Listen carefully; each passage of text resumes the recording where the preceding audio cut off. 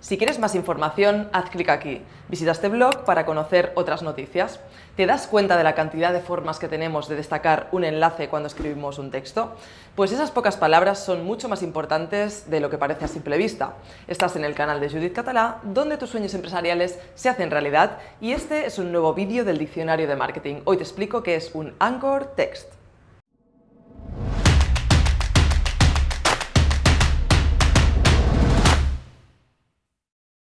El Anchor Text es el texto que acompaña a un enlace o hipervínculo, es decir, son las palabras en las que hacemos clic porque nos van a llevar a otra página relacionada con lo que estamos leyendo. Aunque parezca una tontería, tener cuidado con los Anchor Text o textos ancla es muy importante en una buena estrategia SEO y de link building.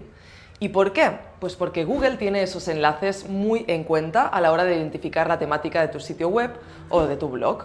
Si el Anchor Text es correcto, nos ayudará a posicionar mucho mejor y mucho más rápido.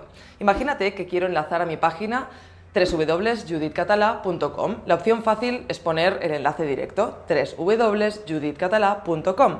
O podríamos hacerlo mejor todavía, podemos poner la palabra clave que nos interesa posicionar, por ejemplo, blog empresarial, que definiría lo que es mi página y además es un término que me encantaría posicionar en Google, ya que me traería miles de visitas a mi página web. Sí, pero ya sabes que a Google no le gusta ponértelo tan sencillo. No podemos poner siempre el enlace blog empresarial. Lo interesante es que el enlace sea lo más natural posible, que no moleste a la lectura de ninguna de las formas. Así que no repitas las palabras clave como un lorito en todas las Anchor Text y procura aportar valor en ese texto de anclaje, aunque sea muy pequeño. Por ejemplo, si usara la palabra como ancla ideas empresa para posicionarla, Google sabe perfectamente que los humanos no hablamos así y que estás intentando posicionar ese término. Esas dos palabras no podrías usarlas en una frase porque no tienen sentido en realidad. Lo ideal es intentar combinar distintos tipos de Anchor Text para que ni Google ni tus lectores se aburran. Puedes usar simplemente la URL, pero también el nombre de la empresa como Anchor Text, una palabra clave, sinónimos o términos similares a esa palabra clave, un nombre relevante, una frase alusiva,